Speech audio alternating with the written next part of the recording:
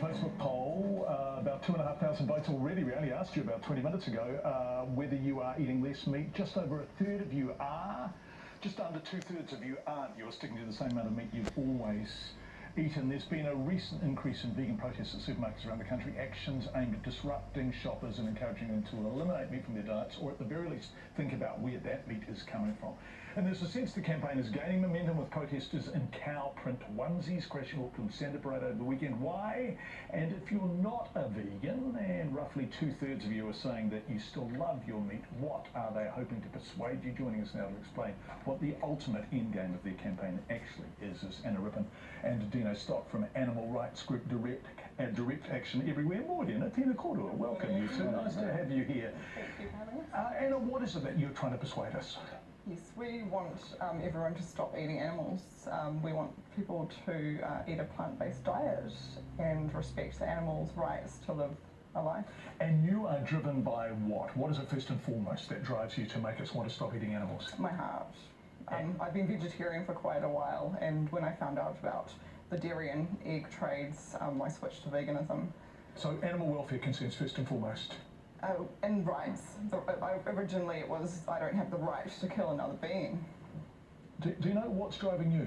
Ethical reasons. I was vegetarian for health reasons, and then when I looked into it a bit more to see if I was doing the vegetarian thing right, I discovered what I discovered, and I thought, hey, no way I can even think about eating an animal anymore, so I went vegan.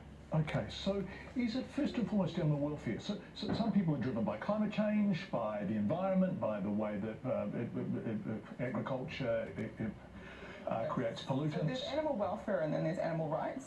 So animal welfare has been happening for many years, and that's trying to get better conditions for animals who are bred for slaughter. But I'm saying no slaughter. No slaughter. And in fact, you want slaughterhouses closed by 2025, is that right? Yes. I mean, I don't mean to be rude, but you have no chance at all of achieving that, have you? We're not sure. No. We're not sure. Well, I don't know if anybody will be sure at this point. No, but that's 6 or 5.5 and 5 years and 1 month away. Absolutely. And a lot has happened in the movement in the last 6 months already. We've gained a lot of momentum. Public are talking about... We're talking about it this morning. A lot.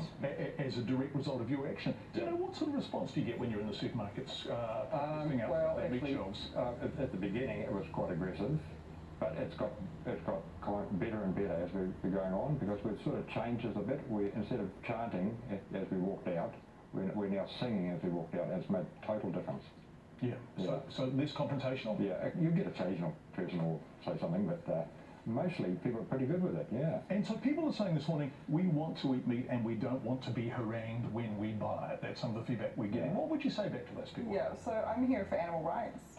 So we don't have the right to make a victim die for our personal choice, is my opinion on that. The elephant in the room, of course, is the economy, and I was looking last night at New Zealand's exports, and you're nodding away at me. This is really important for this country. So, of $58 billion worth of goods exported in the year to June, the primary sector accounted for 46.4, and then if you drill down into it, you see dairy is 18 billion of that, employs about 40 to 50,000 people directly and indirectly, and then exports of sheep, beef, and co-products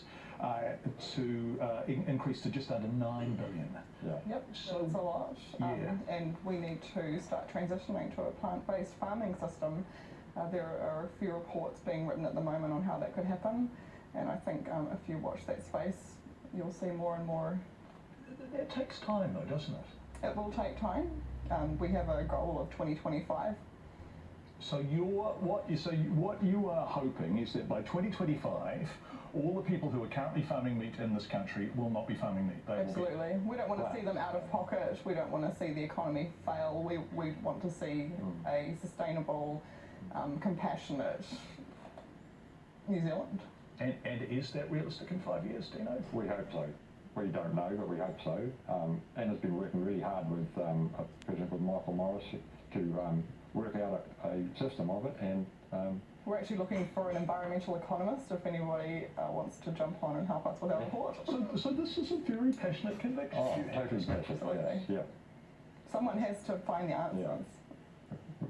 We've basically put our lives on hold to do this. It's cost us lots of money. We've travelled all around the country at our own expense.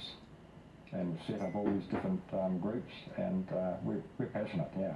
And you are passionate because the animals matter to you. Yes, Absolutely. yeah, for totally They ethical can't reasons. speak for yeah. themselves. When They you can't see, do this. When you see what they do to the animals to arrive in the supermarket, I'm sure anyone would be passionate about it. Are there any circumstances, to play devil's advocate on behalf of meat eaters, are there any circumstances in which it is okay? For example, an animal like these sheep behind us, which are fairly light on the land, they have pretty good lives, really, New Zealand sheep. Till the Except truck their comes. babies are taken away from them. Till the truck comes. Until the truck comes. So home kill when the truck doesn't come? No.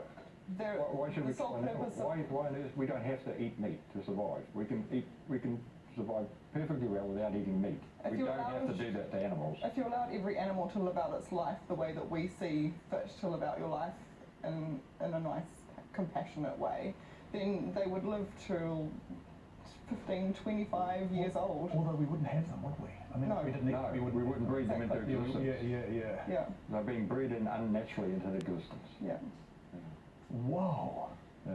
Okay, well, it's absolutely fascinating to have you two in this morning, Thank Anna you and so much Dean, for having Anna us. Rippon and Dino Stock. Thank you so much. And I know that people will respond to that interview. I know it will be polarised responses, but there will be some people who absolutely agree with It's a you. bold statement. Yeah.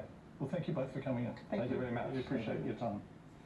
Right, it is just gone 7 o'clock, just past 7 o'clock, so news time with Jay May.